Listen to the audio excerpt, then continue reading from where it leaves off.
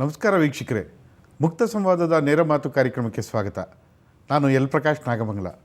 ಈ ವಾರದ ನಮ್ಮ ಅತಿಥಿ ರೈತ ಸಂಘದ ಒಂದು ಬಣದ ಅಧ್ಯಕ್ಷರಾದಂತಹ ಕೋಡಿಹಳ್ಳಿ ಚಂದ್ರಶೇಖರ್ ಅವರು. ಸರ್, ಕಾರ್ಯಕ್ರಮಕ್ಕೆ ಸ್ವಾಗತ. ನಮಸ್ತೆ.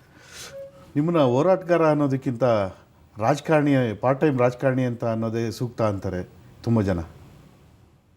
ನಾನು ಆ ಥರದ ಕೆಳಮಟ್ಟದ ರಾಜಕಾರಣಕ್ಕೆ ಪ್ರವೇಶ ಮಾಡಿಲ್ಲ, ಆದರೆ ಹೋರಾಟ ರಾಜಕಾರಣಿಯಾಗಿ ನಾನು ಮುಂದುವರಿತಾ ಇದ್ದೀನಿ. ತಾವು ಹೋರಾಟನ ಪಾರ್ಟ್ ಟೈಮ್ ಜಾಬ್ ಮಾಡ್ಕೊಂಡಿದ್ದೀರಿ, ಬೇರೆ ಬೇರೆ ವ್ಯವಹಾರಗಳಲ್ಲಿ ನಿಮ್ಮನ್ನು ನೀವು ತೊಡಗಿಸ್ಕೊಂಡಿದ್ದೀರಿ, ಇನ್ಕ್ಲೂಡಿಂಗ್ ರಿಯಲ್ ಎಸ್ಟೇಟ್ ಅನ್ನೋ ಒಂದು ಮಾತಿದೆ. ಯಾವುದಾದ್ರು ಒಂದೆರಡು ಉದಾಹರಣೆಗಳಿದ್ದರೆ ಅದನ್ನು ಮಾತಾಡ್ಬೋದು, ಆದರೆ ಬೇರೆ ಬೇರೆಯವರಿಗೆ ಬೇರೆ ಬೇರೆ ಥರ ಕಾಣ್ತದೆ. ಅದಕ್ಕೆ ನಾನೇನು ಮಾಡೋಕ್ಕಾಗ್ತದೆ? ಸಿಂಗಲ್ ಟೀಚರ್ ಸ್ಕೂಲ್ಗೆ ಹೆಡ್ ಮಾಸ್ಟರ್ ಇದ್ದಂಗೆ ನೀವು, ನಿಮಗೆ ಬೇಕಾಗಿರೋ ಒಂದಷ್ಟು ಜನ ಹಿಂಬಾಲಕರನ್ನ ಕಟ್ಕೊಂಡು ನಿಮ್ಗೆಲ್ಲಿ ಲಾಭದಾಯಕ ಅನಿಸುತ್ತೆ ಅಲ್ಲಿ ಮಾತ್ರ ನಿಮ್ಮ ಹೋರಾಟ ಇರುತ್ತೆ ಅಂತ.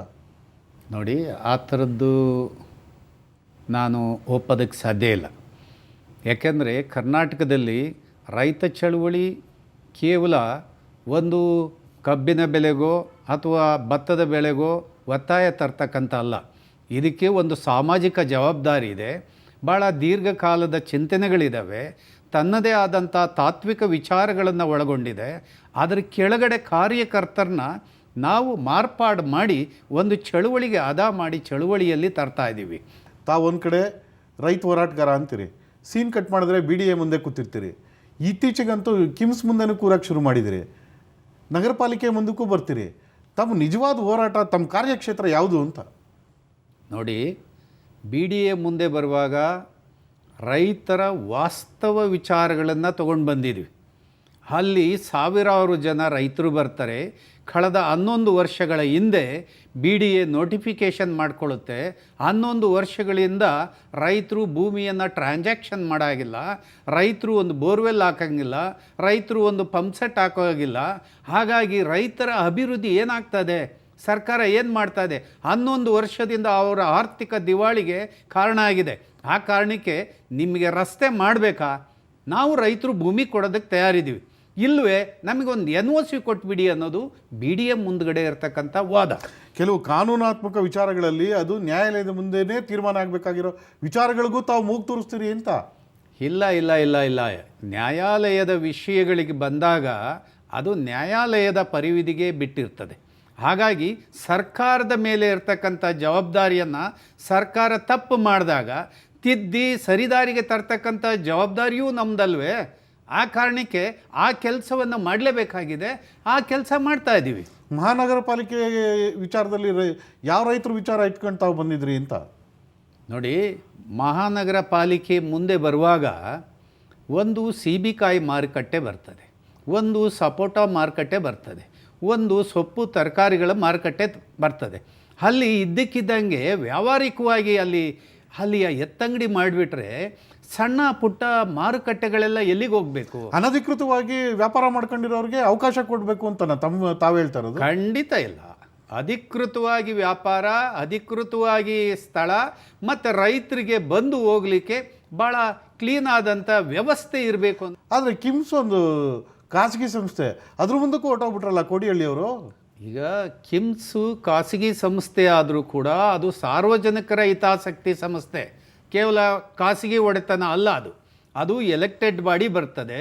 ಅದು ಬಹಳ ದೊಡ್ಡ ಉದ್ದೇಶವನ್ನು ವಿಸ್ತಾರವಾಗಿ ಹೊಂದಿದೆ. ನಮ್ಮ ಪೂರ್ವಿಕರು ನಾಳೆಯ ಹಳ್ಳಿಗಾಡಿನ ಜನರಿಗೆ ಏನೋ ಈ ಥರದ ವಿದ್ಯಾಭ್ಯಾಸ ಅಥವಾ ಉನ್ನತ ಶಿಕ್ಷಣ ಈ ಥರದ ಆಲೋಚನೆಗಳಿಟ್ಕೊಂಡು ಸಂಸ್ಥೆಯನ್ನು ಕಟ್ಟಿದ್ದಾರೆ. ಅದೊಂದು ಜಾತಿ ಸಂಘಟನೆ ಸರ್. ರೈತ ಸಂಘಕ್ಕೂ ಒಂದು ಜಾತಿ ಸಂಘಟನೆಗೂ ಖಂಡಿತ ಸಂಬಂಧ ಇದೆ ಅಂತ? ಖಂಡಿತ ರೈತ ಸಂಘಕ್ಕೂ ಜಾತಿಗೂ ಸಂಬಂಧ ಇಲ್ಲ. ಆದರೆ ಅಲ್ಲಿ ನೇಮಕಾತಿಯಲ್ಲಿ ಇದ್ದು ಫಲಾನುಭವಿಗಳು ಆಗ್ತಾ ಇರ್ತಕ್ಕಂಥ ಅಭ್ಯರ್ಥಿಗಳೇನಿದ್ದಾರೆ ಅವರೆಲ್ಲ ರೈತರ ಮಕ್ಕಳಾದ ಕಾರಣಕ್ಕೆ ಬೀದಿಲಿ ಕೂರ್ತಿದ್ದಾರೆ. ನನ್ನಂಥ ಸಾಮಾಜಿಕ ಜವಾಬ್ದಾರಿ ಇರೋನು ಕೇಳಬೇಕೋ ಬೇಡ? ನೇಮಕ ಅಕ್ರಮ ಅನ್ನೋದಾದ್ರೆ ಅವ್ರನ್ನ ಮನೆ ಕಳಿಸ್ತಾರೆ, ಸಕ್ರಮವಾಗಿದ್ರೆ ಇಟ್ಕೋತಾರೆ. ಅದು ಕಾನೂನು, ಕೋರ್ಟ್ಗಳು ನಿರ್ಧಾರ ಮಾಡುತ್ತೆ. ಚಂದ್ರಶೇಖರ್ ಅವ್ರಿಗೆ ಏನಾದ್ರು ಗುತ್ತಿಗೆ ಕೊಟ್ಟಿದ್ದಾರಾ ಅಂತ ನಮ್ಮ ಪ್ರಶ್ನೆಯೂ ಅದೇ. ನ್ಯಾಯಬದ್ಧವಾಗಿರುವಂಥದ್ದನ್ನು ನೀವು ಅಧಿಕೃತವಾಗಿ ತೀರ್ಮಾನ ಘೋಷಣೆ ಮಾಡಿ. ಅವರು ನ್ಯಾಯಬದ್ಧ ಇಲ್ಲ ಅಂದರೆ ನೀವು ಕಾನೂನಾತ್ಮಕವಾದ ಕ್ರಮ ಕೊಳ್ಳಿ. ಆದರೆ ಅವ್ರದ್ದು ನ್ಯಾಯಬದ್ಧವಾಗಿದೆ, ಅವ್ರಿಗೆ ಅವ್ರ ನೇಮಕಾತಿಯನ್ನು ಘೋಷಣೆ ಮಾಡಿ ಅನ್ನೋದು ನಮ್ಮದು ವಾದ ಇದೆ. ಸರ್, ನಿಮಗೆ ಪ್ರಜಾತಂತ್ರದಲ್ಲಿ ನಂಬಿಕೆ ಇದೆ ಅಂತ ನಾನು ಅಂದ್ಕೊಂಡಿದ್ದೀನಿ. ಖಂಡಿತ. ಹಾಗಾದರೆ ನೀವು ಸ್ವಘೋಷಿತ ಅಧ್ಯಕ್ಷರು ಅಥವಾ ಚುನಾಯಿತ ಅಧ್ಯಕ್ಷರು? ನಾವು ಎಲೆಕ್ಟೆಡ್ ಬಾಡಿ, ನಮ್ಮಲ್ಲಿ ಸಂಘದ ಅನೇಕ ಜನ ಸದಸ್ಯರುಗಳಿದ್ದಾರೆ. ಎಲ್ಲ ನಾವು ಮೀಟಿಂಗ್ ಮಾಡ್ತೇವೆ, ಮಾಸಿಕ, 3 ತಿಂಗಳಿಗೊಂದು ಸಾರಿ, 6 ತಿಂಗಳಿಗೊಂದು ಸಾರಿ, ಭಾಳ ದೀರ್ಘವಾಗಿ ಚರ್ಚೆ ನಡೆಯುತ್ತೆ. ಆದರೆ ತಮ್ಮ ಎದುರಾಳಿ ಬಣ ಹೇಳುತ್ತೆ ಅವರು ತಮ್ಮನ್ನು ತಾವು ಸ್ವಯಂ ಘೋಷಿತ ಅಧ್ಯಕ್ಷ ಅಂತ ಘೋಷಣೆ ಮಾಡ್ಕೊಂಡಿದ್ದಾರೆ ಅಂತ. ನೋಡಿ, ಅವರ ಆರೋಪಕ್ಕೆ ನಾನು ಉತ್ತರ ಕೊಡಬೇಕಾಗಿಲ್ಲ. ಆದರೆ ನಾವು 100ಕ್ಕೆ 100 ಡೆಮೊಕ್ರೆಟಿಕ್ ಆಗಿದ್ದೀವಿ. ಡೆಮೊಕ್ರೆಟಿಕ್ ಆಗಿ ನಾವು ಮುಂದುವರಿತೇವೆ.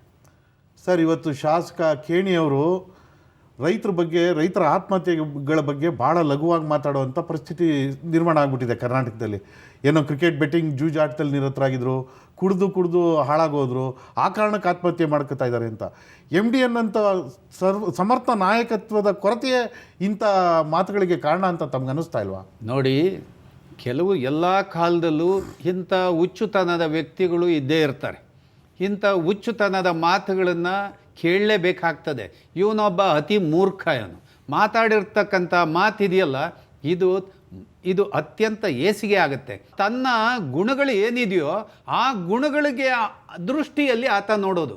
ಈ ಕಾಮಾಲೆ ಕಣ್ಣವರು ಹೆಂಗೆ ನೋಡ್ತಾರೆ ಅನ್ನಂಗೆ ಅವನಿಗೆ ಆ ಕಾಮಾಲೆ ಥರದ್ದು ಕಾಯಿಲೆ ಇರಬೇಕು.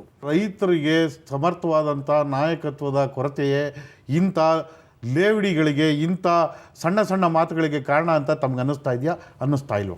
ನೋಡಿ, MDN ಇರುವಾಗಲೂ ಇಂಥದ್ದೇ ವಿಚಾರಗಳು ಅನೇಕ ನಡೆದಿದ್ವು. ಆದರೆ ಪರಿಸ್ಥಿತಿ, ಕಾಲ ಕೆಲವನ್ನ ಫಿಲ್ಟ್ರ್ ಮಾಡುತ್ತೆ. ಆ ಕಾಲ ಆಗ್ತಾ ಇರುತ್ತೆ, ಅದು ಕಾಲಕ್ಕೂ ನಡೀತಾ ಇರುತ್ತೆ. ಚಂದ್ರಶೇಖರ್ ಅವರೇ, ನಿಮ್ಮ ಜೊತೆ ಚರ್ಚೆಯನ್ನು ಮುಂದುವರಿಸ್ತೀನಿ. ಈಗ ಒಂದು ಸಣ್ಣ ವಿರಾಮ ತೆಗೆದುಕೊಂಡು ವಾಪಸ್ ಬರೋಣ. ಈಗ ಒಂದು ಬ್ರೇಕ್.